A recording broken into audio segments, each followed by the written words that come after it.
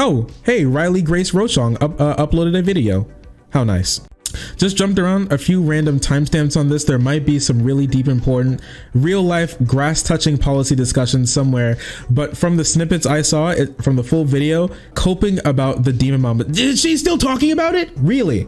Is Riley still talking about the Demon Mama stuff? Truly? Really? Man, I remember back when Riley was just on Zan's stream and they're talking about policy and it was nice and it was fun. You remember those days? You remember those days? Those were good days. I remember those days. Those were good days. They're bad days now. Bad days. Sad days, actually. Unfortunate days is where we live. It's an hour-long video. I do miss the days before she jokerfied. That's true. Wait, what is this? Hi. What you're about to watch is a video on political hobbyism and online politics. What you may not realize is that this is actually the second time I'm recording this intro. When I showed well, I know now. This video to members of my community to get feedback, they told me that it would be worthwhile to clarify some things for the audience ahead of time. Because while this video extensively explores the problem of political hobbyism, it's also a video about my experiences this past year trying to figure out how to advocate for evidence-based policy on social media. For context, I'm a dual JD Masters of Public Policy student. A couple years ago, I started posting videos on social media and streaming where I would talk about a variety of political and public policy issues. I started streaming and making content for the same reason I started my graduate education, because I just genuinely care about good public policy. Is there no option? Okay, just so you know, there are no options for captions. So I am sorry if you would like captions, I cannot add them. And I wanted to talk to people who shared that interest. I don't know what the stereotype is for law students, but law school itself tends to be a very emotionally and mentally oppressive experience. While there are certainly some classmates that I've gotten close to, a lot of people in my 1L class were mainly focused on getting good grades for employment opportunities in their 1L summer. And to my credit, I've done pretty well for myself. At 1L summer, I was able to clerk for the Maryland Attorney General's office doing research on police reform policy. And this past year, I was able to work in state and federal Congress. Unfortunately, as anyone who works in the legal profession can tell you, this kind of work can take its toll on you if you're not careful. This is especially true if you come from any kind of marginalized background. Not only were there not a lot of people who shared my passion for public policy in my class, but I also often found myself alone on account of being a transgender woman. So I thought that I could use social media as a place where I could find like-minded people who shared my interest in furthering good progressive policy. Over the past 2 years, I've spent basically all of my spare time aside from work and school trying to figure out how to use social media to meet other people who I could talk to about how to further good public policy. And while that may sound like the nerdiest thing to do with your spare time, I'm saying this now because what I didn't account for going in is that most other people in this space don't share that same interest. While I don't know. It feels like when a lot of people say this type of stuff, it really feels like they're sucking their own dick. You know, they're huffing their own farts, because it's really easy to say that, especially when you have a lot of disagreements with people. I do believe a lot of the people who I've seen in the space, they go out, they've either campaigned or they've like phone banked before, they've donated to campaigns. I don't know, they may not be a law student working for the state Senate. Sure. Okay. I mean, not many people even get that opportunity to. But the idea that I'm one of the few who actually even care about any policy at all is, I think it's a little cringe, personally. Oh, you didn't know? She's the authority on what's facts. She knows everyone else is posting unfacts, everyone but her. Yeah, Mike from Redacted does not care that much. I can talk about campaigning, I'd have 50 viewers. Bro, like, okay. I don't know. Sometimes it's important to talk about that type of stuff. I don't know. Like, I upload some videos and I know that they're going to like do terribly. Okay. There's some videos I know that are going to do terribly. Reaction videos, dunk videos, stuff like that. Those are the videos that always do well on my channel. It's not like I'm going to have a video that with 100,000 views that's going to be like, Joe Biden passes this policy. It's good. It's good for marginalized groups. Like, everyone's going to be like, fuck you. When's the 57th time you're going to be reacting to Ben Shapiro? Now that's the content I want. And that's fine sometimes. I just think it's like kind of boring. You have to like couch the good stuff, the like good information in the entertaining content. And if you can't do that, I think it's, I don't know, man. Not everybody's built for this. Okay. Like she's putting out. I mean, not everybody's built for law school. Not everybody's built for reading through dry ass, boring ass news articles about dumb shit.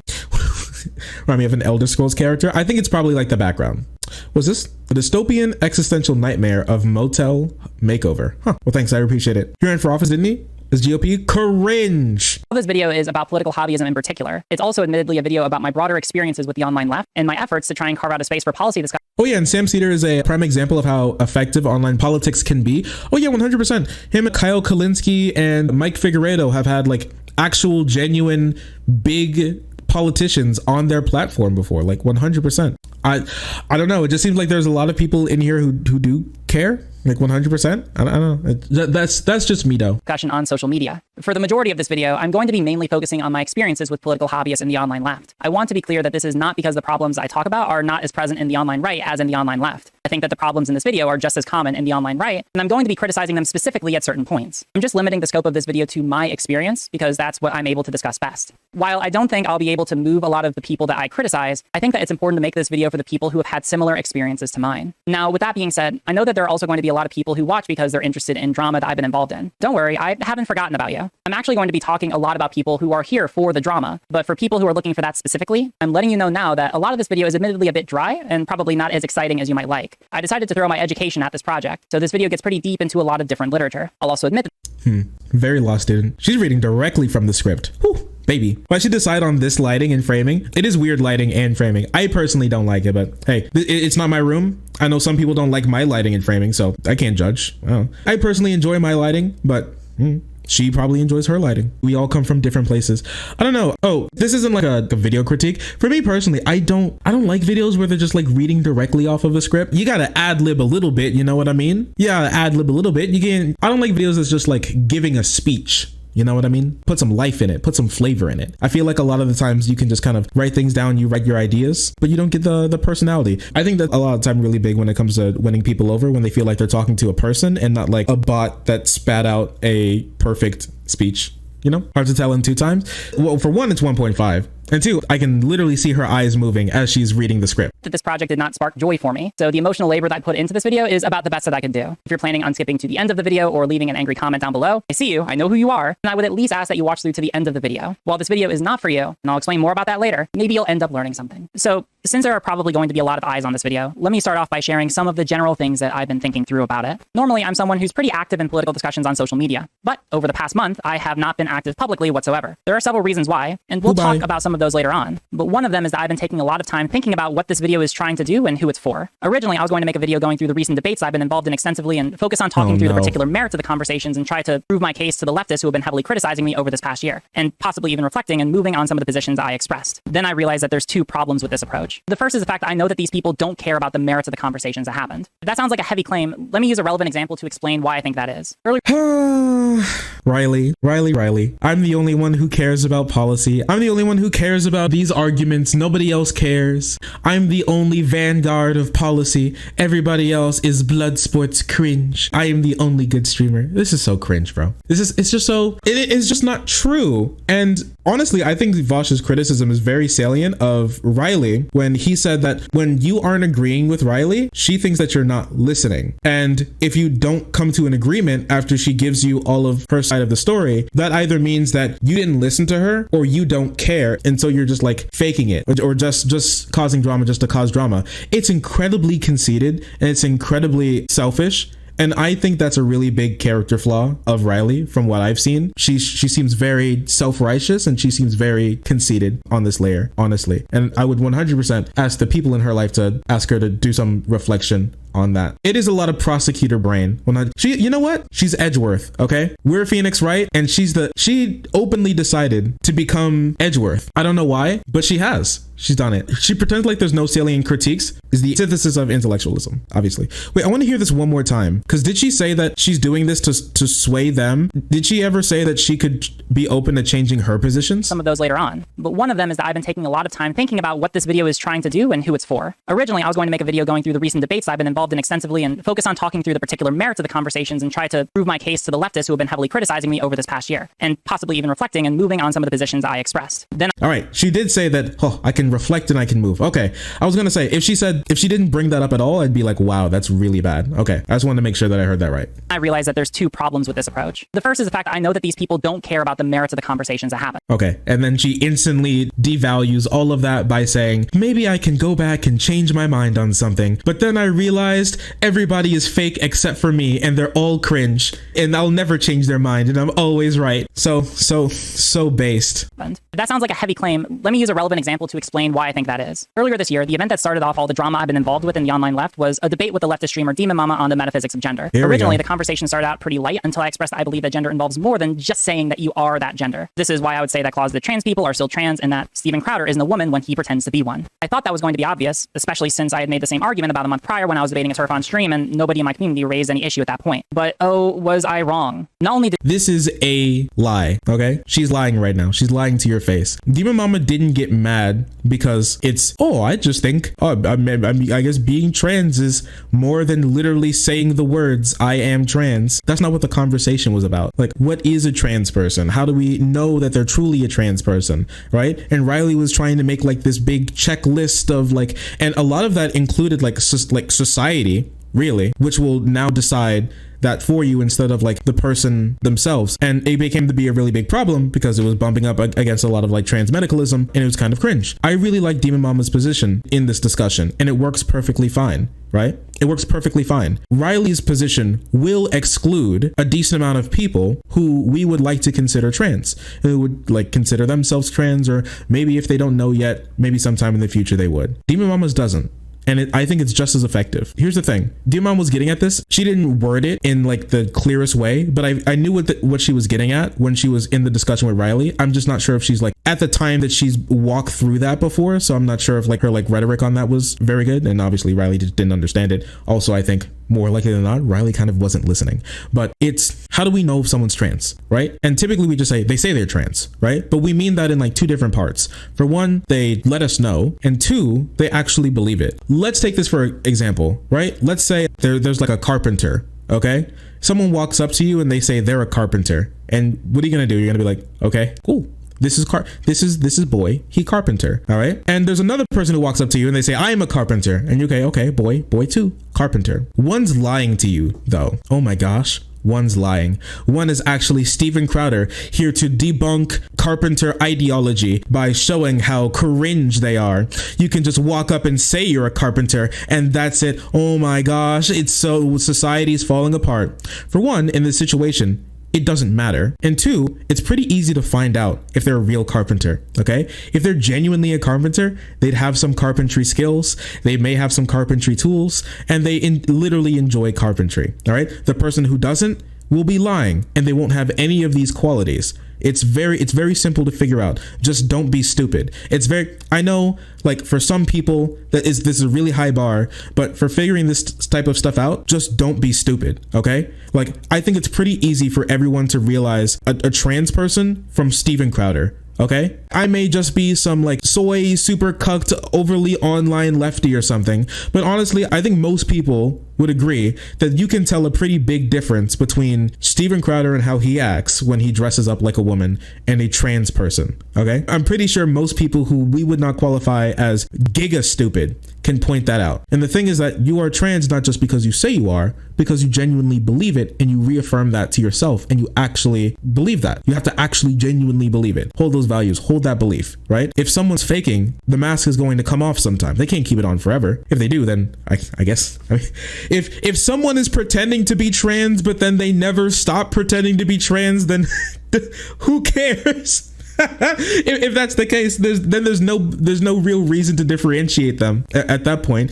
because who cares unless they're actively trying to be like a terrible person. But I guess if like the mask doesn't come off, then now we have to think, was it really a mask in the first place, right? But I think we've gotten to like insane hypothetical territory where no real life situation will ever exist that's anything like this. And I think it's pretty simple to figure out who's lying. Just don't be stupid. But the thing is, right, I think of it like this, and it comes down to a lot of law students. They think of it like this, okay?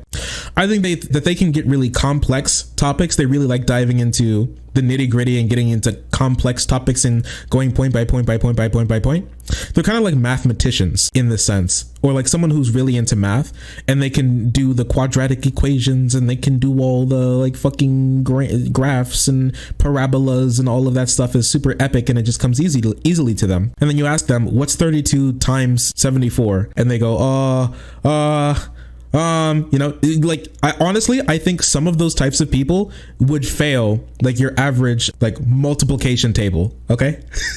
I think they would fail or be incredibly slow when it comes to your average multiplication table in regards to like a seventh grader, you know, I honestly tell you, because sometimes when you get really mired in the really complicated stuff, you can forget the really simple things. Sometimes a simple solution is the best one. It just is. I'm sorry. Not every solution in life needs a 3-paragraph paper written on it. Some things in life are a little bit more simple than that. I just think so personally. You need to remember to keep grounded. And there's nothing wrong with trying to flesh out an idea. I'm just saying you need to understand that some equations don't need a calculator. As a math major, I can confidently tell you that arithmetic is in fact the hardest math subject. You are correct. See? I mean, you can get all the big stuff, but then you'll forget like really simple things. You're not grounded anymore. You're not well-rounded anymore, right? And that can be like a really big problem because you can let these very simple issues blow up and not be able to reckon with them because you've not grounded yourself anymore. Are you calling me out? 2 times 5 is hard. Okay, I'm so sorry. I believe in you. Keep thinking. All right, you can count on your fingers. I won't make fun of you. After call, dude, wait, I got you. All right, math majors, give a math major a long division. Okay, give a math major a long division. All right, and you tell me, give a math major one and then give like a 4th grader one, and we can see who's going to get it first. Let's see who's gonna figure that out first. Okay. And I gotta tell you, I think for a lot of math majors, it won't be them versus like a 6th grader. When it comes to long division, they'll get their ass beat every single time. Does that mean they're dumber than the kid? No, they're just not grounded when it comes to like really simple things, more simple things. The answer is the math major because we're allowed to use calculators. No, they're not allowed. You guys aren't allowed to use calculators. Wrong. You don't get it. You don't get one. Did she disagree? But we ended up having a 2-hour agonizing debate that's still up on the homepage of my channel for people who want to watch it themselves. But the relevant information for this discussion comes from the end of our debate. After 2 hours, Demon Mama said that I was only making my arguments because I was trying to justify my existence as a trans woman. That is not a sufficient rebuttal, all right? That is not what I said. I provided an argument for why it's not. Yes, and you gave a bad argument. You gave, oh, well, if you just identify as a Seahawk, that makes you a Seahawk fan. I've really had enough of having this conversation with you, Riley, because listen, what it sounds like to me is that you were really like, and this is my conclusion and my takeaway from this. I feel like you feel the need to justify your existence as a trans person without, and you want to have a 100% definite objective truth, when in reality, we're dealing with social constructs and linguistic limitations. Now, let's be clear. I do think I'm not going to co-sign the you're trying to justify your trans thing. I'm going to moonwalk right on past that. I'm not going to comment on that at all. Okay. But I will say, I do think that like, I want to make sure I get this right. Truth, when in reality, we're dealing with social constructs and linguistic limitations. I do think, yeah, we're dealing with social constructs which are very malleable and hard to pin down, and linguistic limitations. It's just hard to convey some of these ideas with the language that we have now. A lot of this stuff is like really new, especially to a lot of people around the country. Yeah, I think it's really hard to pin this sort of stuff down, and I think you can like drive yourself crazy trying to. It's like at this point, I honestly think it's trying to nail Jello to the wall. You know, just you can keep trying. I'm just gonna tell you that the likelihood of you succeeding is low. Let's be clear. This is pretty fucking transphobic. This wasn't addressing anything that I was saying. It was a personal attack, and it was a personal attack that would only affect me if I were a trans person. That's about as clear as it gets. This is pretty significant because Demon Mama is one of the leftist content creators who is at the forefront of levying criticisms of transphobia against content creators that she and her community doesn't like. If someone else were to make this kind of comment to her or someone that she likes, she would absolutely call it transphobic. And she knows that, because when I started raising the fact that she didn't come under any scrutiny from people close to her or in her community for saying this to me, she never argued that it wasn't transphobic. Instead, she told her community that she never said it in the initial conversation at all. Honestly, compared to a lot of other internet drama, that would be more than enough evidence for a pretty clear case that this person did a transphobia and tried to cover it up. But I'm not sure if I don't know. If I'm talking to like a black person and they say some like weird shit, and I'm like, bro, it really just sounds like instead of you accepting your humanity, you're trying to like, and they come in with me and they're like, here, you know what? It reminds me of when Andrew Yang went to like Asian people and he said, hey, my fellow Asian people, I got something for you, okay? If you want to be seen as and this was like during when Asian people were like being like hate crimed back in like 2021. He was like, if you want to, reduce the hate crimes and you want to be really seen as American, you like work hard and you buy that American flag and you like cook the hot dog and you hang out with your coworkers, and people are like, what the fuck are you saying? What are you saying? It sounds less like you criticizing the system in which it leads you there. Just try and bend to it and fit the mold as much as possible so you don't get hate crime, chief. It just feels bad. And I don't think it would be racist for another Asian person to say it feels like you're trying to justify this in yourself without the same strong condemnation of the system, right? Or like the lifting needs to be the same. But once again, that's just like my sense on it generally. Obviously, Riley took it as transphobic, so I mean, it seemed like it hurt her. I don't know. If I was Demon Mama, I'd say sorry, I guess. Though, it gets so much worse. Because while she was streaming about this, I actually got wind that she was lying to her stream about what happened. So I clipped the relevant part of the stream where she said I was only making arguments about gender in order to justify my existence as a trans woman, uploaded it to Twitter, and linked the clip in her stream chat to show her audience exactly what happened. Now, let me ask you, do you think that she just clicked on the link and showed her audience the 30-second clip directly incriminating herself? Or do you think that she did absolutely everything in her power to keep me from showing it? When I started linking the clip in her chat, she said over and over that she had already shown the clip to her chat when she hadn't, and then, instead of showing the clip I was linking, she decided to show an unrelated clip of me just crying. This wasn't relevant to the conversation. She didn't use it to try and prove any point. She was just trying to bully me and posture for her audience. And they all bought it. Again, while I was linking the clip, very clearly showing that she was lying to her audience. Not only did she not show it to her chat, but no. What a fucking liar, dude. Weasley little liar, dude. Holy fucking shit, dude. Holy fucking shit. Still fucking lying. Literally lying. Can someone inform Demon Mama that she's literally lying to her audience? Hey, listen, can someone inform Demon Mama that she's literally lying to her audience? Genuinely, please, we need help. Exactly what happened. Now, let me ask you, you think that she just clicked on the link and showed her audience the 30 I want to see. She told her community that she never said it in the initial I don't need to go back. I'm stupid. Here, wait. Let's see. Provided an argument for why it's not. Yes, and you gave a bad argument. You gave, This was back in November? Oh my gosh, dude. Oh geez. I feel like time's moved. I feel like it has moved, but also not at all. Are we going to be doing the... Hold on, let me get this up. Hold on, let's see. We got RGR. Here we go. Oh, RGR's live. Bring. Demon Mama rematch. Let's go. So here we go. Bad Ready, guys? argument. Here we You go. gave, well, if you just identify as a Seahawk, that makes you a Well, Seahawk I've fan. really had enough of having this conversation with you, Oh, is Riley. this again? Listen, We're what gonna it move sounds like chat to for me just a is that second. You were really like, and this is my conclusion. Damn, some tequila would be great right now, huh? You feel the need to justify your Here we go, existence as a everybody. trans person without, Ready, guys? and you want to have a 100% definite. You can hear me. You can see me. Okay. Right. Wait, don't What mute you're it. doing Wait a is second. embarrassed. Howard, don't go muting it. Camera back up. Go ahead. Put your The camera on clip. for the I don't know all about this. I don't want to dive into this drama here. Listen, that's between them.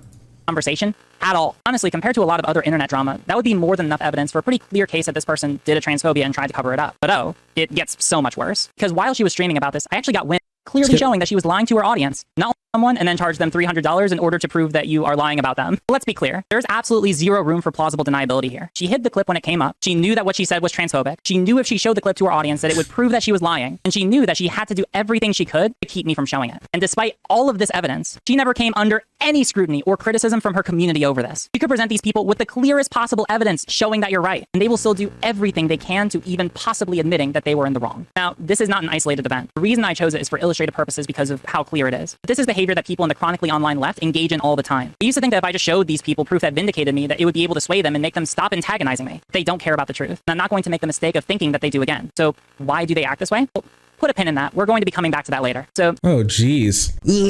I don't know, man. Lend me your hearts. This meme is very real. For what we've seen so far, what do you think? Lend me your hearts. Ungood? All right. It's definitely something. She would just accept that Demon Mama wasn't going to play the clip and move on. Yeah, it seems like it's best just to move on. I don't know.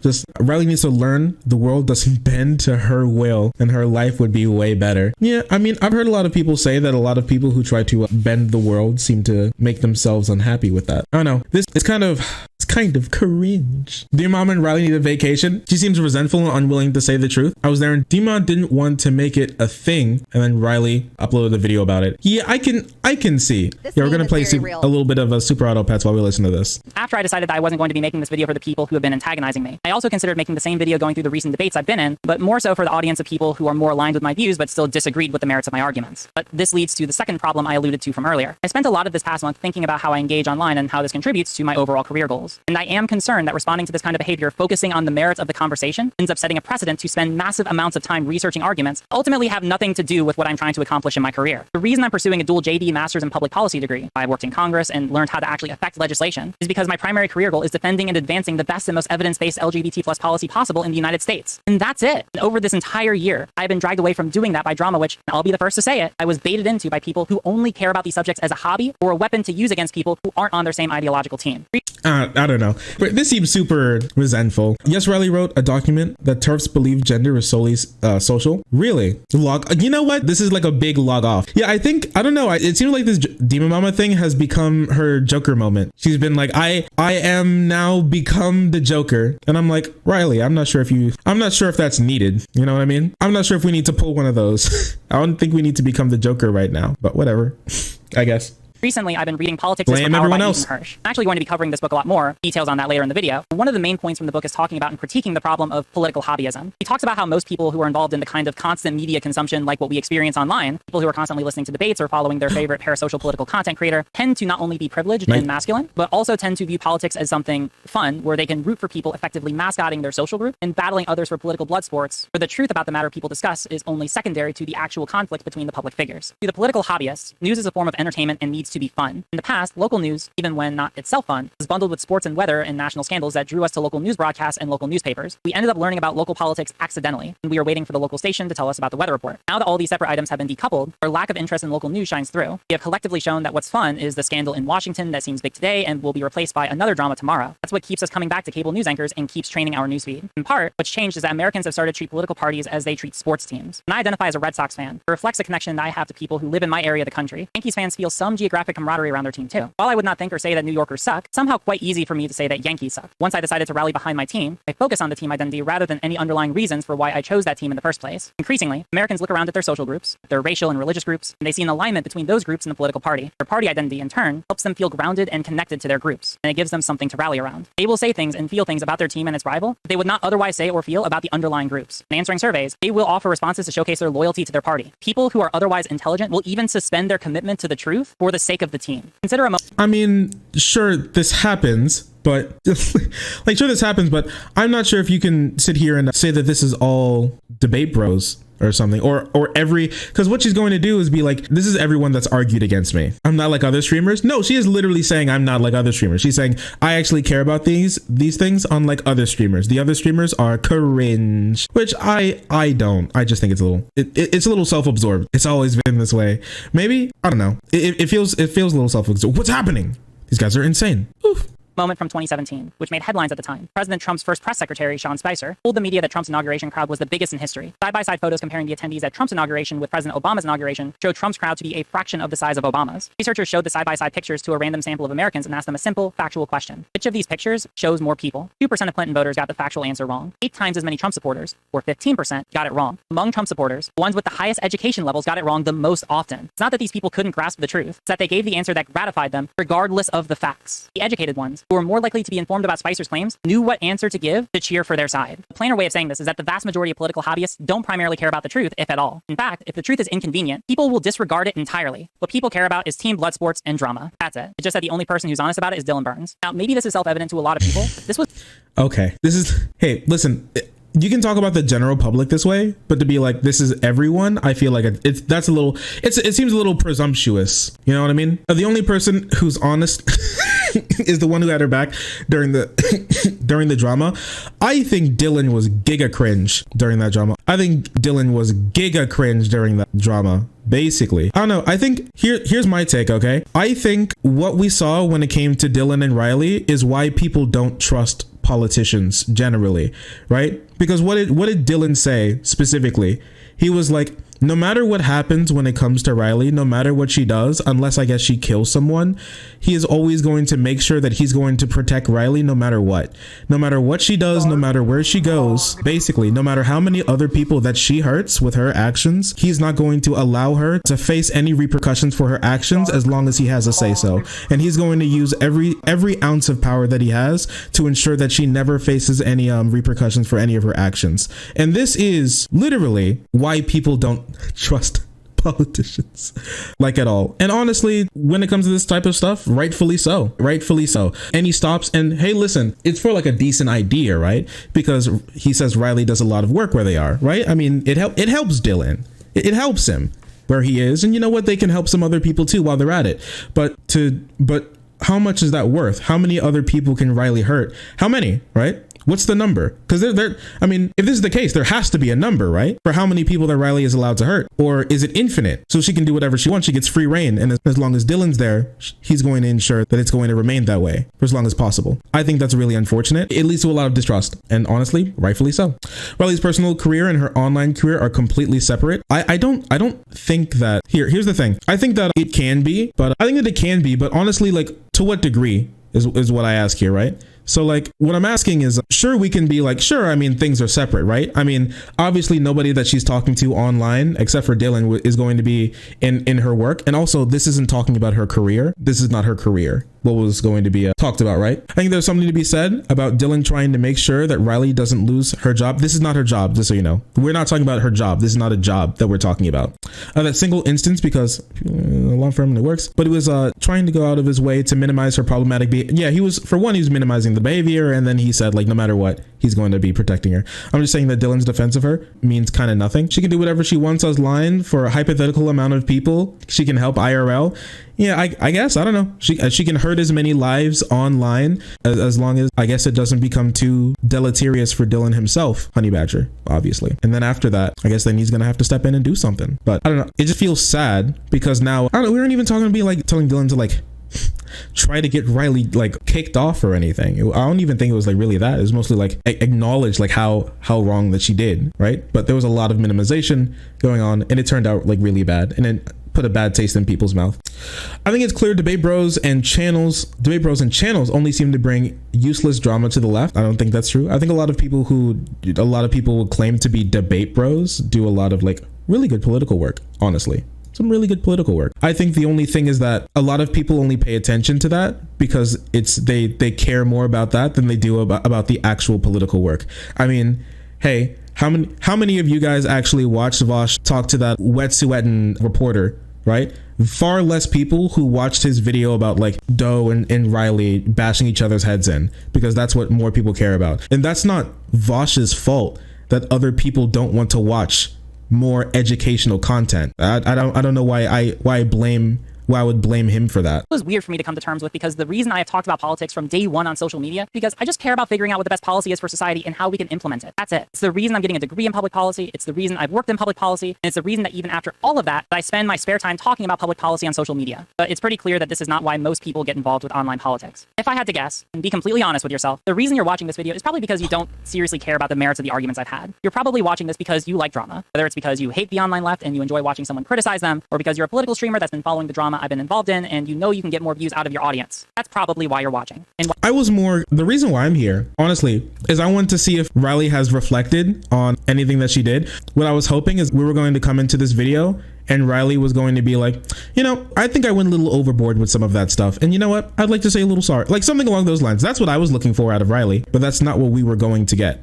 out of her. So, RIP in peace, I guess. That's what I want to know, because I want to think good things about Riley, but she makes it very hard when she do bad things. Strange how that happens. But no, I wanted to watch this video to see if like Riley has reflected on any of her positions. I would like to hear that Riley reflected on any of her positions, but it seems like instead of reflecting on any of them, she just doubled down and said everybody else is the problem except for me, and I'm cool. And they are cringe, which I think is like, it is unfortunate, as some people may say, you know. Do you think it's better not to do sensational stuff and only do educational stuff, or what? No, it's good to do both. You should be doing both. There's no reason why you should not be doing both. You should be doing both. The sensational stuff is what's more likely to draw more people to your content. And like with that being said, it's more like it's more likely to drive people to your content, right? And that's all like fine and gravy. But you should be doing both. The sensational stuff brings more people to your content, and the educational stuff educates them. It actually educates them, which is really nice. And the best thing that you could ever do is couch each one in the other. You should make educational content fun, and you should make fun content educational. Yeah, H-Bomb does it well. You know when people do it well. You feel like you've learned something after you've watched the content, and you also really feel like you want to watch another one. That's what happens when you do a good job at both. There's no reason why you shouldn't be doing both. You need to do both, actually. So she's a reactionary Christian at worst, progressive liberal at best. Well, I'm a Christian. I don't think I'm a reactionary personally. Least a reactionary Deuterino in the space. Beat his ass. Oh my gosh. Like platforming stuff like this, good or bad, I'm guessing that it can be you do with the situation introspective. Yeah, I mean, I don't know. I mean, I don't think Riley is so incredibly harmful that she like need not ever be While I cannot stop you from watching this video, I can say that this video is not for you. From here on out, I'm not going to waste any more time that I could be using to research and further good progressive policy on content that ultimately won't achieve anything. ContraPoints has already made videos like canceling and envy, criticizing a lot of the behavior that I'm talking about. Destiny has made the cornerstone of his career in the past couple years calling out the same times behavior. And despite all of their effort and prominence, it doesn't seem like either of them have been able to reform the people who are most culpable for the kind of behavior that I'm criticizing. I say reform because I don't hate any of the people that I'm criticizing. Problem with a lot of the criticisms people make against the online left is that they As you see, this space is impossible to reform. Destiny yells at them and they do not care. Truly, truly this place is unsalvageable. Tend to come from conservatives who, while they are able to sometimes recognize valid issues within our movement, are usually bad faith actors who are mainly interested in causing us harm and just happen to be the broken clock that tells the right time twice a day. For me, I genuinely hope that someday people who engage in the behavior I'm criticizing in this video can grow and change for the better. I just don't see that as happening anytime soon. And that's what I'm more interested in exploring. Why is it that there are people in the online left who, no matter what you say or how you say it, seem to never change their minds? As a primary example, how could someone like Demon Mama say something so clearly transphobic to me and never come under any degree of scrutiny from people more aligned with her? Perhaps you think I'm focusing on this example. Here, how about they think she's right? Have you ever pondered that they agree with her in her assessment that you're trying to justify being trans? Have you thought about that? They could just think that you're wrong and you were trying to justify yourself being trans. Have you thought about that? I mean, she can think it's transphobic, and once again, like, I'm not gonna sit here and tell her whether or not it was transphobic. That's not necessarily my place. I'm just saying that I don't know. I just think it's a little to go off of they all don't care and they have never cared and this is why they will never call Demon Mama out. I don't know if like Demon Mama started calling other like trans women men or something, I'm pretty sure the community would like call her out pretty quick. All right.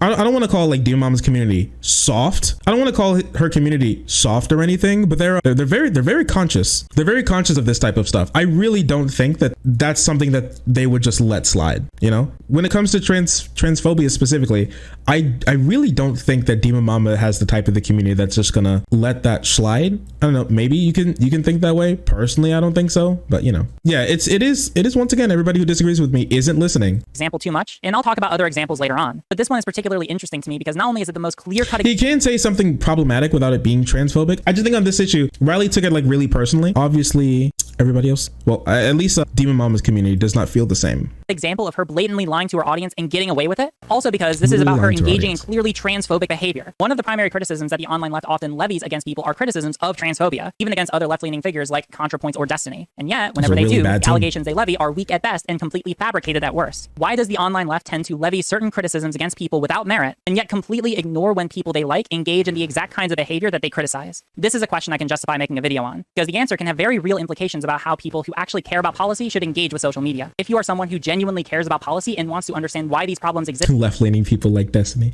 Destiny's recent arcs have been what I would personally call giga cringe, but I don't know, man. Like, this Destiny is the latest and greatest Lefty. Sure agree, Riley. Yeah, 100% Riley. So you're so smart, Riley. So true. Yeah, I don't know, man. Like, just be like, man, they never agree with Destiny.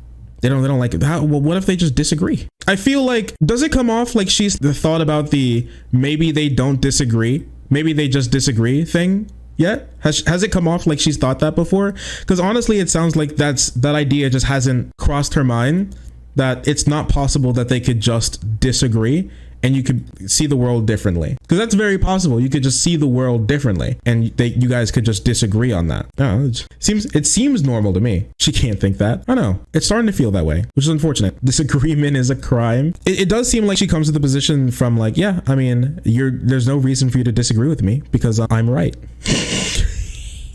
You said that you disagree, but have you thought of the condition that I'm just correct? I mean, okay, you could feel that way. This in the online left and how to avoid them, then this video is very unnuanced. Now, to be clear, this is not saying that everyone in the online left engages in this behavior. There are a lot of content creators in the space who do a good job of being consistent with their beliefs and actually holding people accountable. You could say that this video is talking more about the chronically online left if you want to be more specific, but I also believe... Honestly, at this point, it seems like it's just talking about Demon Mama.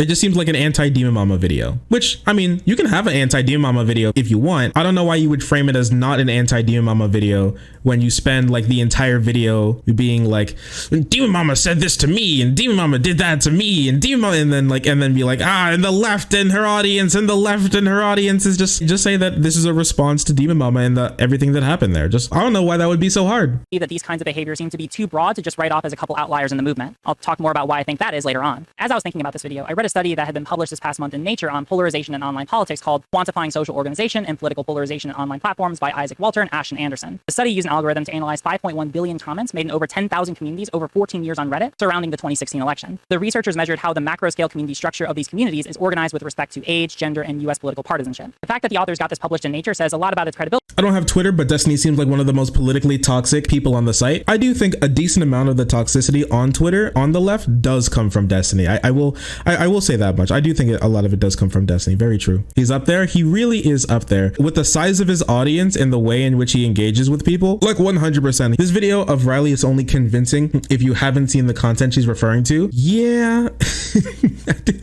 I do think that as well.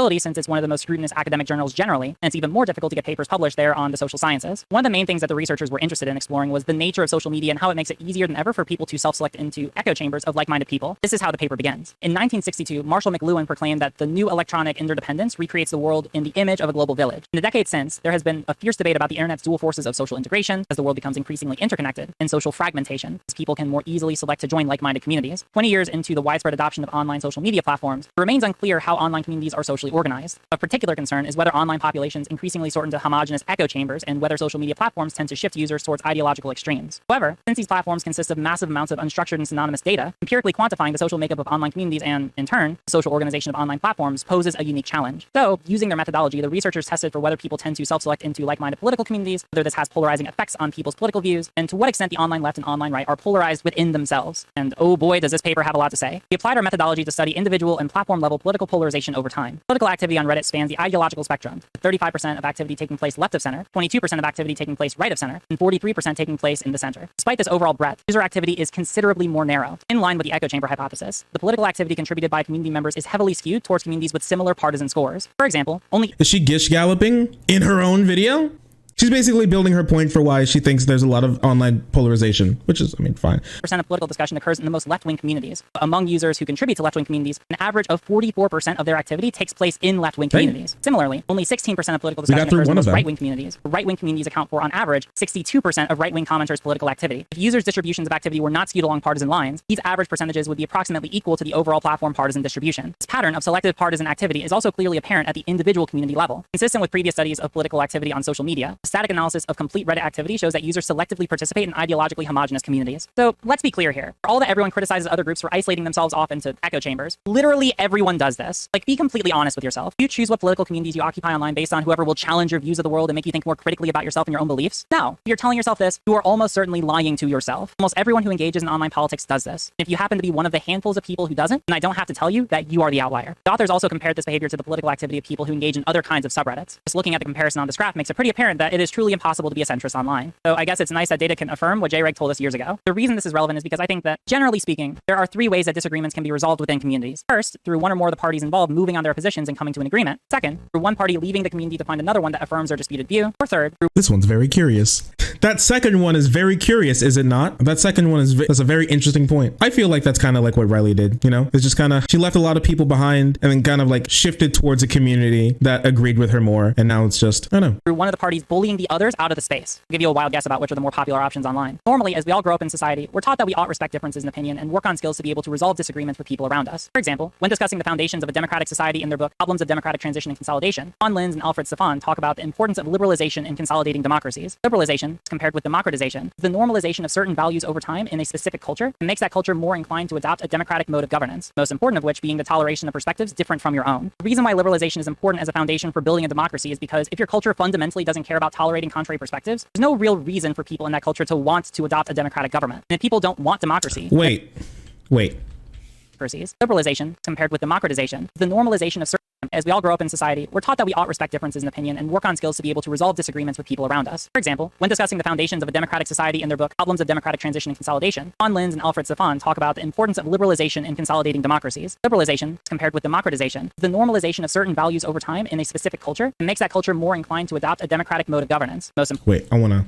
Stefan talk about the importance of liberalization in consolidating democracies. Liberalization, compared with democratization, is the normalization of certain values over time in a specific culture and makes that culture more inclined to adopt a democratic mode of governance, most important of which being the toleration of perspectives different from your own. The reason why liberalization is important as a foundation for building a democracy is because if your culture fundamentally doesn't care about tolerating contrary perspectives, there's no real reason for people in that culture to want to adopt a democratic government. And if people don't want democracy, then it's just not going to happen. As a side note, this is a likely explanation for why the democracy in Iraq ended up collapsing as soon as we pulled out earlier this year. We do not normalize the fundamental value of tolerating and resolving disagreements with different perspectives. You don't really care about the we do not know going to happen. As a side note, this is a likely explanation for why the democracy in Iraq ended up collapsing as soon as we pulled out earlier this year. We do not know.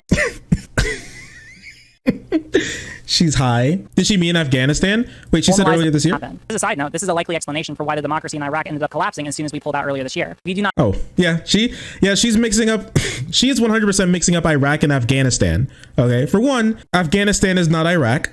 Okay. That's for one. And two, yeah, I think that's a terrible take. The idea that Afghanistan fell to Taliban rule was because the people of Afghanistan weren't tolerant that sounds insane. That's insane. What are you talking? Be tolerant of who? The terrorists? Who should they be more tolerant of? What's happening? As you can see, Afghanistan truly fell because the Taliban and normal Afghans couldn't all, hold hands and sing Kumbaya. All right. And this, honestly, is exactly why they fell. Not anything else. No, for no other reason. What the fuck are you talking about? Now, I would imagine that some amount of toleration for other types of people is good, right? But sitting here and being like, man, did Demon Mama break Riley? This country fell because they weren't nice enough to the literal terrorists is an insane proposition, I must tell you. I do not believe this. I do not believe this. This is the peak most liberal take I think I've ever heard in my entire life. All right.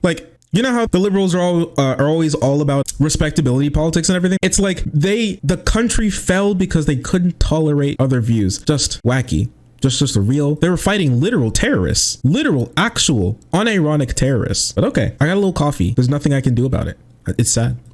Not normalize the fundamental value of tolerating and resolving disagreements with different perspectives. You don't really care about the thing that makes democracy democracy. Now, I'm picking on the online left when I say that there are a lot of people in it who do not care about resolving disagreements with different perspectives. This is something that we can observe as a problem in all political communities, and especially the ones in the Waller and Anderson study. Big reason why liberalization is essential is because in order to actually build a state, it often requires some degree of managing how to exist along people that you're geographically close to, even if you're different from them in some respects. If you live in a certain community, it has historically been difficult for people to just move away from people with contrary opinions and closer to people who think alike. With recent advances in social media, this is no longer the case. Because now that users can find communities of like-minded people easier than ever before on platforms like Twitter, Reddit, YouTube, and so on, people don't have the same incentives to develop the skills necessary to actually think through and resolve disagreements with others. And why would they? Actually interrogating what you think you know about the world is hard. For example, I set out this year to try and answer the question of what gender is, and now I'm reading through all the philosophical publications on gender metaphysics. You know what metaphysics are? I didn't learn about this shit in law school. I had to seek out a lot of this on my own. In the course of seeking out this knowledge, I spent more than one night staring into the abyss and making myself refuse to just lay down and rot. Now to me, I can justify putting myself through that mental anguish because I believe that ultimately, thinking through these issues and intellectually interrogating my beliefs will help me craft better public policy and make me into a better advocate for LGBT plus rights. But remember, most people do not get involved in politics online because they are interested in developing the best public policy. They get involved because they want to have fun. And you know what's not fun? Risking exposing yourself to an idea that changes your basic understanding of the world. Unless you're some kind of altruist or some kind of masochist, almost nobody is going to willingly subject themselves to that kind of experience if they can otherwise avoid it. Which is why people seek out communities of others who affirm their political beliefs. They don't want people to interrogate their beliefs or question why they think what they do. They want communities of people who will tell them exactly what they want to hear. Once you recognize this, online political discourse will start making a lot more sense. Earlier I mentioned the 3 ways I think disagreements can get resolved in online communities. I made a joke about it at the time, but this is the reason why I think the first option basically never happens. Again, if you have ever actually meaningfully moved on your opinions as a consequence of engaging with people with different perspectives, you know that you are the outlier. We actually have some data to support this as well. In the Waller and Anderson study, they found that users don't tend to polarize individually over time. This analysis reveals several insights about the dynamics and mechanisms of polarization on Reddit. First, with the exception of 2016, users generally do not polarize over time. Within cohort polarization levels usually either remain unchanged or decrease from one year to the next. We directly measured individual level polarization by computing the fraction of users who actively moved by at least one standard.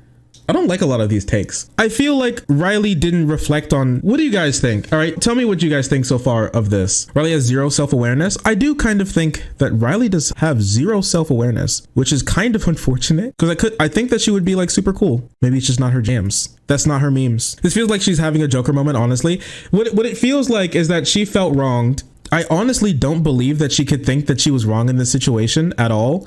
And so instead of like coming to the realization of that, we have now gone to everybody else is cringe except for me, and they don't care about any of this except for me, and they only care about sports teams except for me, and everybody in the space is terrible except for me, and I guess like the two people who agree with me, I guess. Also, if you walk outside barefoot, you are engaging in a sex act, and if there are kids around, then you are a pedophile. Ah, yes. Just normal things from normal Riley. Did she say that? Oh, you didn't see that? You weren't a part of that? It is literally I'm not like other girls.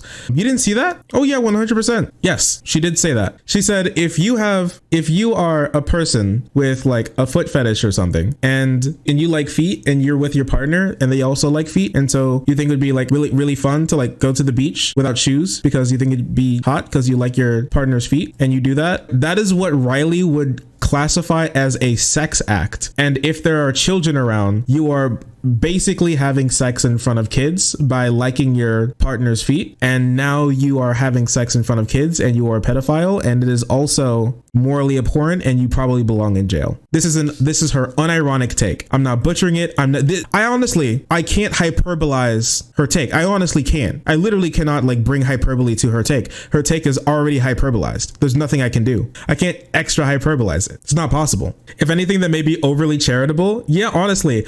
Oh, she also said that if you have like a hot coworker and you think that they're really cute, and you go home, you go onto their Instagram and you see like a really cute picture of them, and then you think about them while you're jerking off, you have now brought this person into a sex act, and you are now basically having sex with them without their consent, and that's wrong. This is unironically her take. Yes, 100%. You have to get permission first before you think about someone to jerk off.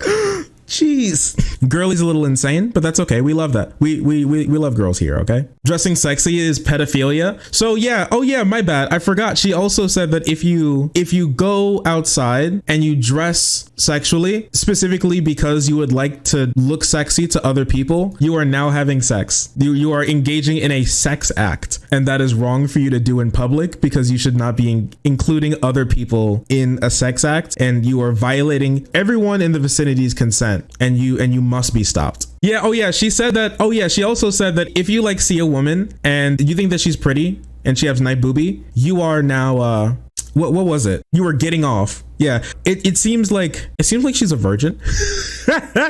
It's a very big virgin mentality. I must tell you, to think that literally every single thing that you do is getting off and a sex act just when you think something is sexual is kind of insane.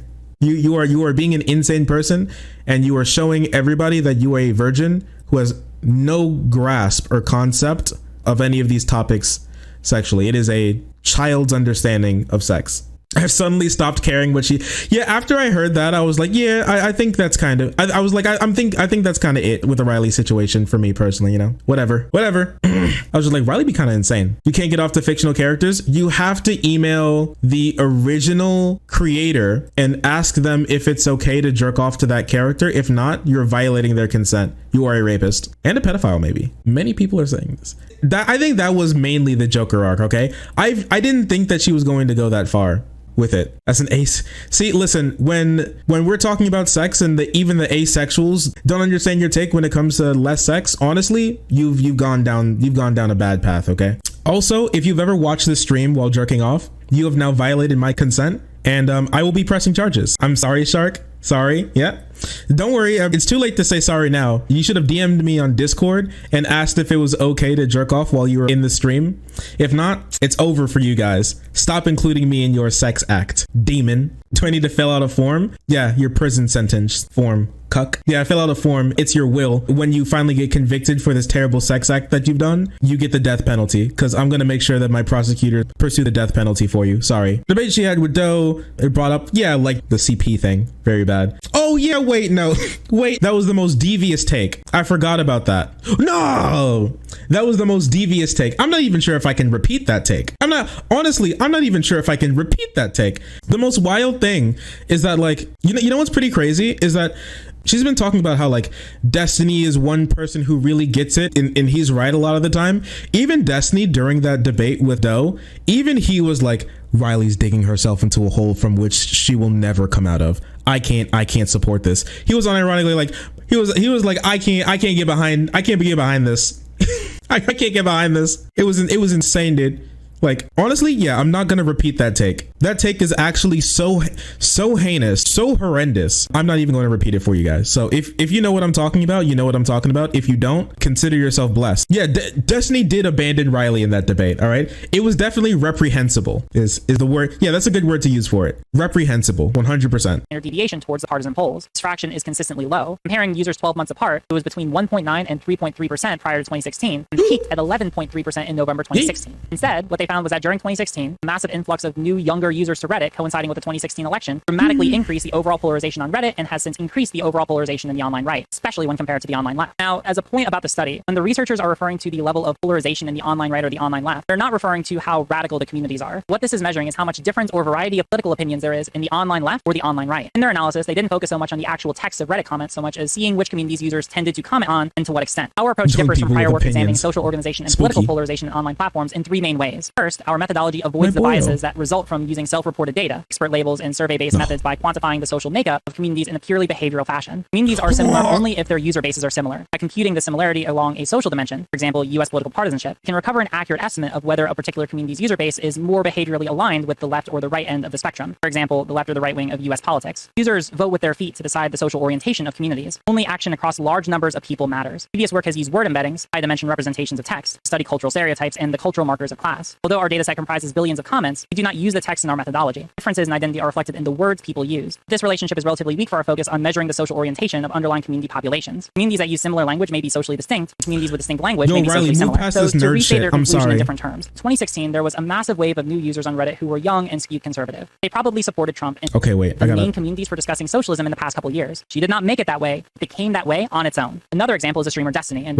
but critiquing an economic system is not the same thing as saying that we should advocate for a completely different economic system. Because the fact of the matter is that Contra has never publicly identified as an anarcho-communist. The whole idea of BreadTube and the conquest of bread didn't come from these creators at all. And yet, despite that, the space that grew up around her ended up becoming one of the main communities for discussing socialism in the past couple years. She did not make it that way. It became that way on its own. Another example. Sick. You know what? More than sick. Super sick, actually. Anyways, continue the video. Example is the streamer Destiny, and every streamer that has tried to be like him who has risen to prominence. Despite the fact Hey, wait, whoa, hang on now. What the fuck? Space that grew up around her ended up becoming one of the main communities for discussing socialism in the past couple years. She did not make it that way. It became that way on its own. Another example is the streamer Destiny, and every streamer that has tried to be like him who has risen to prominence. Orbiter. This is Orbiter brain. Everybody just tries to be like Destiny. I don't know. I don't like this idea that, like, oh, there's Destiny and then everybody is a clone just because you feel like Hassan. Yeah, we all know Hassan, classic Destiny clone. Sure, buddy. I don't know, man. These takes feel kind of half-baked. Yeah. Well-known gamer debate bro, House and Pecker. Shark is basically just Black Vosh. People do say this, but they're incorrect because in reality, he's just White Shark. Funny thing is that her criticism applied to Destiny, but she refuses to say shit about him. He agrees with her on many issues, so why would she? Despite the fact that he is very openly a liberal, every streamer that has tried to replicate his platform and has risen to prominence has ended up drifting much further left in their political views than he's ever had. I think that when we say that something has low polarization... Okay, and? No, they keep taking on better political views. No, they keep drifting further left. No, how could anybody have this happen? Yeah, I mean, oh, Destiny's Destiny. Who cares? And that's like, that's so, even this is just so untrue. What about like IRI or like Stardust or everybody? There's so many lib streamers. How are we gonna sit here and be like, oh yeah, everybody who's risen to any prominence or anything or any position, or Dylan's not a socialist. It's just cringe, bro. This is now we have now reached critical levels of cringe. I think, but okay. I think we've now reached critical levels of cringe where everybody who's risen to prominence is now a crazy socialist or something. It's just ridiculous. It's stupid. And it's very untrue as well. We have so many lib streamers out there who can tickle your fancy for some more liberal takes on positions. If that's something that you really want, that's fine. And that's fine. I'm not going to say that makes you a bad person. That's fine if that's what you want. I'm just saying, like, don't sit here and be like, everyone's drifted further left. They haven't. And even if they did, good. I don't think of Destiny as a perfect model to base yourself on. You know what I mean? Like, I remember watching Destiny back in like 2019, right? I don't consider him like the model content creator who we must all be like, I must make sure I fastidiously take notes on Destiny. I just, no. I was she making the argument Destiny is the main source of the existence of the online left? Yes. I mean, that's a big take that like Destiny has too. It's kind of weird. You know, I understand like what he's done for the space, because he has done a decent amount for the space, as in the way that it exists now, because he's been here for way longer than just about everyone. But I don't think simply more people coming into a similar position and doing something similar to what he does now means like, because she's basically calling everyone who does politics. She's basically saying everybody who does politics is a Destiny clone, basically, which is ridiculous. Everybody, look over your shoulders. Everyone is a Destiny clone. Real. You're a Destiny clone. All right. We're all Destiny clones. Hey, if anybody has walked out of the house with a hoodie recently, congratulations, grifter. You're a Destiny clone. Loser. What are we on? Destiny clone 5.6, huh? This new version of Destiny? It seems like we downgrade every version, huh? Shut the fuck up, loser. Dumbest shit I heard in a while. Yo, if you're growing facial hair, you're kind of like a Destiny clone if you think about it. Yo, you ever think about getting like a wife? You're kind of a Destiny clone now that I think about it. Do you use plastic cups and plates? Sorry, bud. Destiny clone. Oh my gosh, you're on twitch.tv sometimes? Oh my god, such a Destiny clone. It's just kind of, it's stupid. I think it's stupid. It's goofy. It's Destiny clones all the way down. Plastic cups and plates couldn't be me. True. We care about the environment here. Destiny 10.0, an advanced and better version of Destiny. Yeah, I'm you, but stronger. Oh, you're on amphetamines? Destiny clone. Stop. You're right. Destiny does play video games on stream while talking about politics. I'm literally a Destiny clone, bro. Oh my gosh. I just realized something. I grow hair. And I was just thinking, Destiny does too. Oh my gosh, have I been the Destiny clone? I've become what I've hated the most. No. Oh, you're 5'8", Destiny clone. You breathe, Destiny clone. Drink water. Listen, I personally haven't seen Destiny drink water, but you know, RGR is a Destiny clone. Now this is true. This is factual because RGR is the only Destiny clone. All right. You know what? If you think about all of the people on the radical left, you know what they don't do? Just like Destiny, complain about the radical left all the time. Look, in this from a liberal position, especially, she's a liberal complaining about the lefties from a liberal position. This is literally Destiny. She's literally a Destiny clone by every aspect. I don't know what to tell you. seems like them that you don't get these kind of takes elsewhere. Yeah, this meme is very real. Bernie is a Destiny clone, by the way. That's true. Destiny does talk about politics, and last time I heard about Bernie Sanders, guess what he was doing? Take a wild guess what that fucking grifter was doing. Intuitively think that this is a good thing. But I want to reinforce that all that this means is that the vast majority of people in these spaces have views that are similar enough that they occupy similar communities. That's it. So here, despite the fact that the content creators who are largely credited with fostering some of the most prominent online political spaces are liberal, the communities that formed around them ended up being a combination of the entirety of the online left, and especially the more radical parts of it. To me, this reads as the reason the fact that the content creators who are largely credited with fostering some of the most prominent online political spaces are liberal. The communities that formed around them ended up being a combination of the entirety of the online left, and especially the more radical parts of it. To me, this reads as the reason why the online left is constantly eating itself while the online right isn't. Because while the most radical parts of the online left tend to still occupy— Wait, didn't she just say that all of these things happen to the online right as well earlier in this video, but now she's saying that they only happen on the left? This is posting cringe. And yeah, I don't know, like I know a lot of people back there weren't socialists. Socialism really wasn't in the eye of people. I don't know, as like we move forward and society's kind of like getting worse, and a lot of it is due to a lot of profit motives. Yeah, I don't know. It seems kind of reasonable to assume that people would be looking for other solutions for their problems when what's working right now isn't. occupy the same communities as its more moderate members, the online right is so polarized that people with differing opinions are different enough that they could form separate communities that almost never interact with each other. I've been focusing on the online left for a bit, so I want to pause for a moment and say that while this might seem like a more appealing situation, they never that's so untrue. What do you guys remember?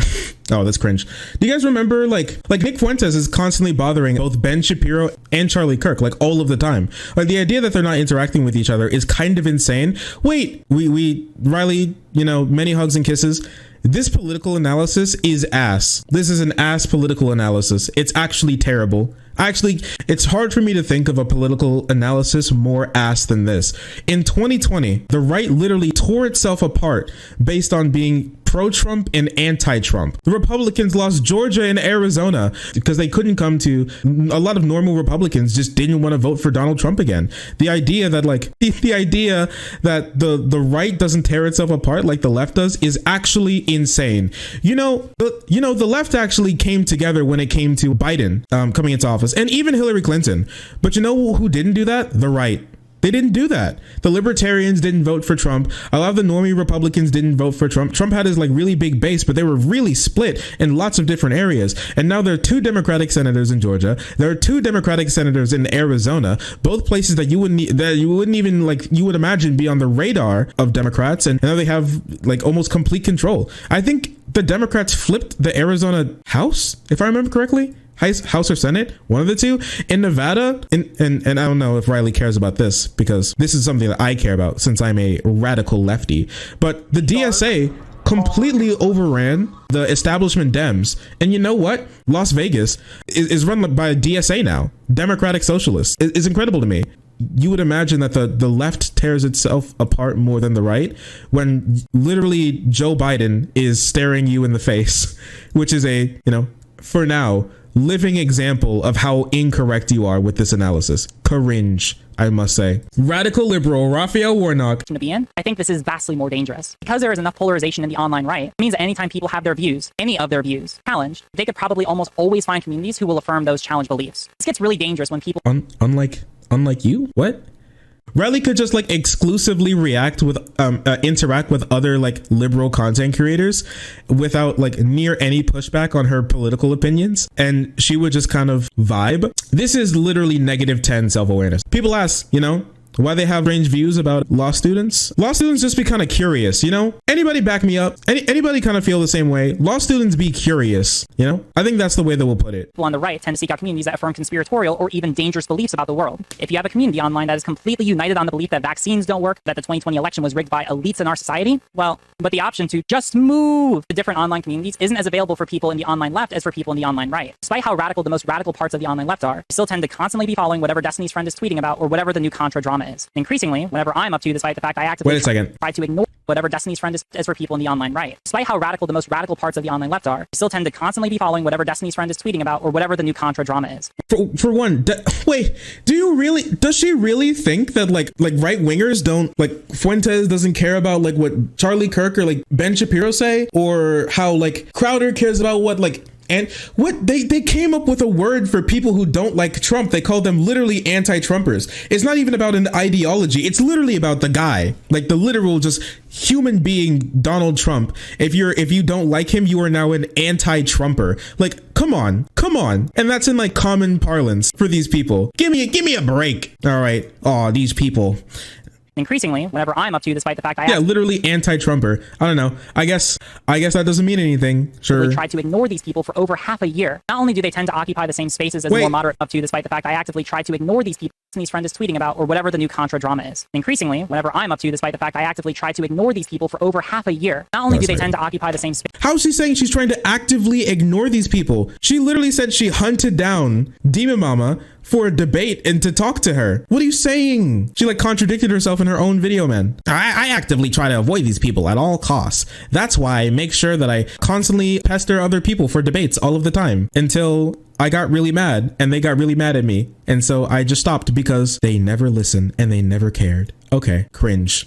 That's ridiculous. This is childish. I try to avoid these people 24/7. That's why I asked for what? How many debates has it been? 3? 4? 4 debates, 5 POV, me, while I'm actively trying to ignore people. Spaces and more moderate members of the online left. They make it an active effort to try and bully anyone out of these spaces who do not completely affirm every one of their beliefs. These people do not care about trying to resolve disagreements, and they can't find other spaces of people who better affirm their beliefs. So they do whatever they can to bully out anyone who doesn't completely affirm what they want. I think one of the best examples of this is my recent experience. This is literally right wing. No, is she going to defend Kalvin Garrah? This is not possible. She wouldn't do that. Riley, be very careful with your words. And Kalvin Garrah is a really big figure in Riley's community too. A buddy, her mods, guard. Yeah, we all know. Wait, didn't Kalvin Garrah spend his entire time with his YouTube channel literally just harassing children on TikTok? Isn't that what his entire career was?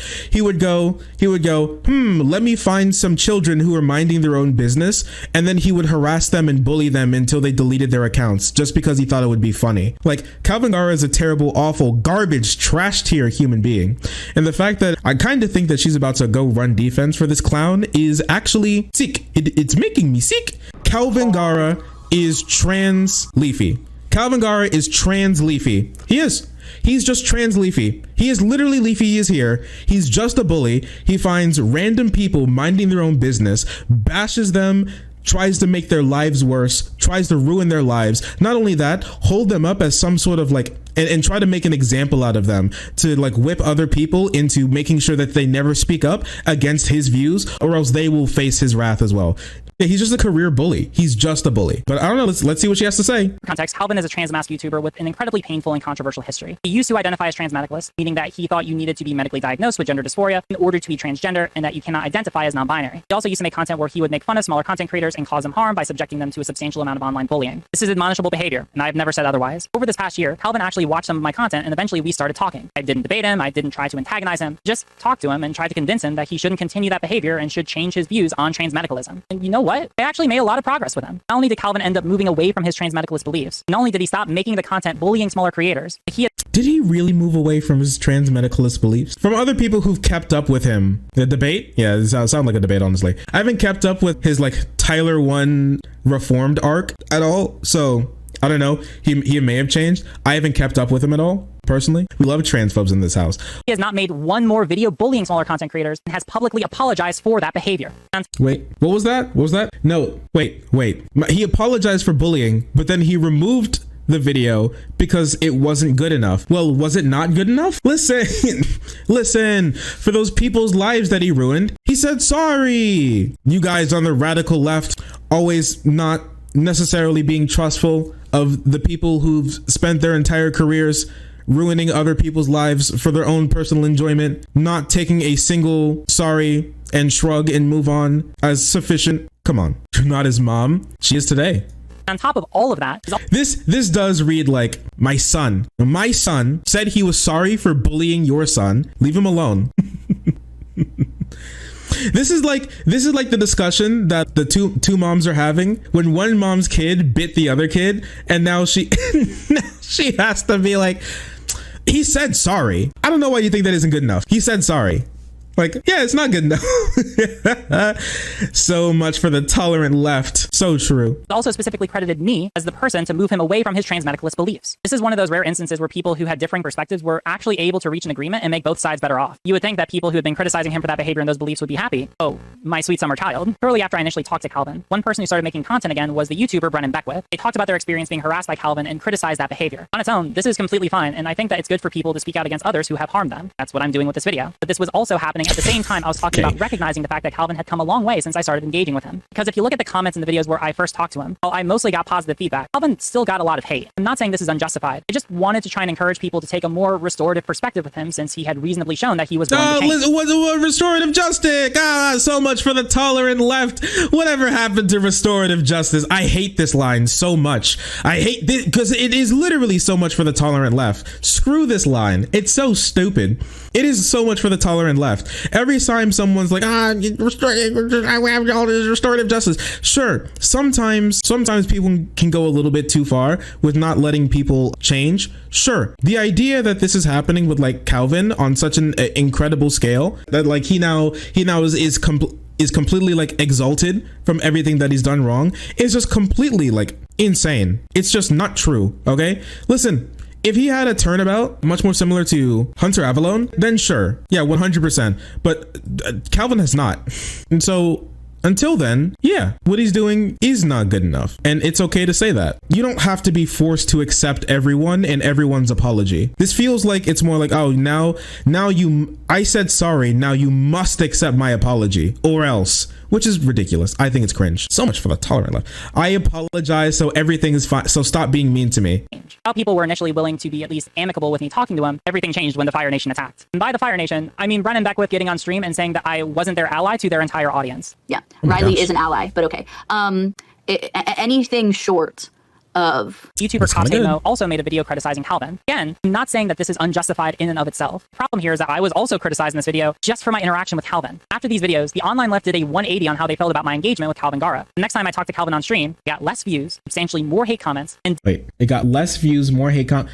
Oh my gosh. Hey, maybe, I don't know. Were there no salient criticisms? Has Riley brought up a single salient criticism of anything that she's said yet? It's just hate comments, just like disagreeing. What I don't know, man. Listen to me closely. When it comes to a lot of this stuff, I feel like a lot of libs will take a hard turn into right-wing tactics I think like a lot of people will, but this in particular, I've seen a lot with like liberals who would be very happy to pick up a lot of right-wing tactics when it comes to like rhetoric once they feel threatened. And I really don't like it. I think Riley is just you're right, Riley is just kind of butthurt. Denouncing Kalvin's actions, helpful to me. Oopsie. Whoopsie. YouTuber Coptamo also made a video criticizing Kalvin. Again, I'm not saying that this is unjustified in and of itself. The problem here is that I was also criticized in this video just for my interaction with Kalvin. After these videos, the online left did a 180 on how they felt about my engagement with Kalvin Garrah. The next time I talked to Kalvin on stream, it got less views, substantially more hate comments, and dislike bombed into the dirt. Not only were the people who criticized him not happy, they were criticizing me just for associating with him. Even though I was the person who got them the things they had been asking for him to move on his positions, to stop making content bullying smaller creators, and to take down the content where he had bullied content creators previously. Even though I never disputed any of the harm that he had committed, people still criticized me just for talking to him like a normal person. I mean, I just wanted to say first and foremost, the reason that I was hesitant to join is only because I don't want you to get more hate. I just want everyone in the stream chat to know the reason I'm here, the reason I'm even paying any mind to this video, it's kind of just a reiterated video of things that have already been said, is because Riley got mentioned, and I'm sure... Wait, who is this? What is she putting up on screen right now? I'm generally trying to help people. Well, from a trans man, you aren't. Well, this has a decent amount of likes for a smaller video. From a trans man, you aren't. You were mentioned because your streams and conversations around the topic didn't help, nor does what you say help Kalvin. Question, do you associate with Blair White, who's been damaging to the trans AMAP community? If I were to be friendly with her and say I'm trying to help her and her behavior continued, I bet you wouldn't be happy with the situation. So they're saying that, so they're contradicting Riley here and saying that Kalvin's actions were actually continued. He was actually continuing. He didn't move on all of his positions. He was being shitty still. Now, once again, I don't know what happened, but this sounds like a pretty reasonable criticism right now. You aren't helping. He hasn't changed. He's still hurting people, and you're still just associating with him. And for what? This is still pretty salient criticism, but this, honestly, I think this kind of solidifies that Riley literally cannot take criticism. Physically cannot. If I were to be friendly with her and say that I'm trying to, obviously we read that, especially if she did to what Kalvin did to fellow trans man AFAB NBs, you want to help? He needs to hear the truth without coddling and sugarcoating. He needs to be told any and all videos where he laughs or ridicules the appearance, mannerisms, or voice or judges incorrectly based on thumbnails, says someone shouldn't transition, is extremely ableist. He used the T-slur against people? Oh, geez. Generally bullies others, need to be taken down. At minimum, put private only so he can see them. He's not the first trans guy to act like this, just the first with an audience of his size. You can't coddle these guys. You have to be incredibly direct and firm, or they simply won't change. We had a rash of dudes like this back when MySpace groups became a thing. Yes, I'm older. Would you classify this as a hate comment? And the thing is, this is something that she brought up. She brought this up. This is something that, like, she's the reason for why this is on the screen right now. She could have picked any comment from the hate comments that she got, and this is it. This is one of the strongest pieces of hate comments that she thinks is worth showing people. She can't take criticism. It's impossible. This is the most telling thing I've ever seen. Was there another one? And I'm sure everyone in the stream chat... Girl, just because you're doing this with good intentions doesn't mean you're above criticism.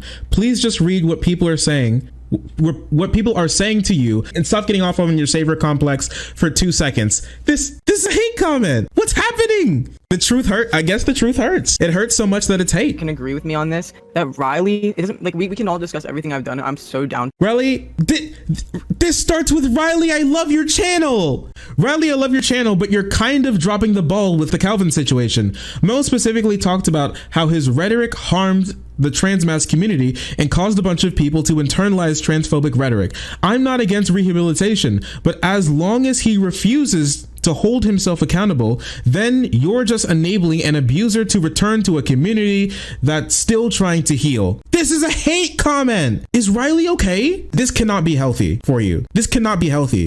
If this is something that you like causes that you deem as a hate comment, I can't even imagine how she takes criticism in her real life. Can you imagine that? This is fucking insane. I'm losing my mind. Mainlining high octane copium. Could have told you that after the foot discourse. I knew that, but I didn't think that it was this bad. Because she put this together. She chose this comment to be a hate comment. Even if you disagree, this isn't a hate comment. This is not someone who hates you. They say they love your channel, and now you're bashing your viewer, someone who cares enough to actually reach out and talk to you and think that you're doing something wrong and wants you to be better. They want to help you, even if you disagree. This is not a hate comment. This person does not hate you. They did not express any vitriol towards you. They say that you're just not helping. That's not a hate comment. You need to find some grounding with yourself and your life. If this is unironically what you describe as hate, you are incredibly maladjusted to a normal society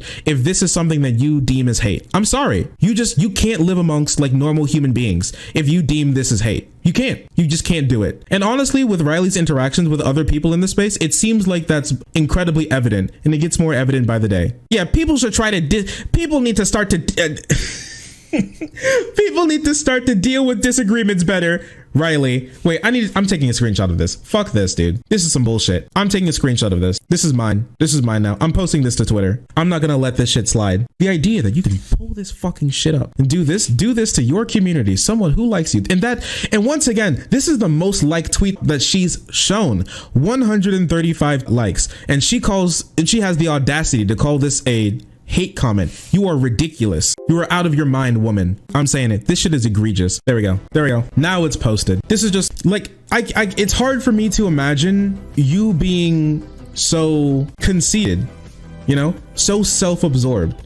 That's honestly that's shocking to me.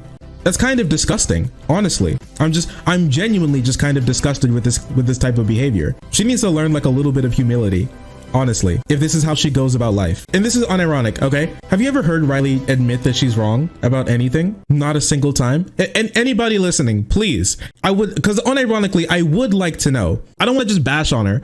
So if you unironically have information, if you remember a time where she said, "Oh, I'm wrong," please make me privy to it.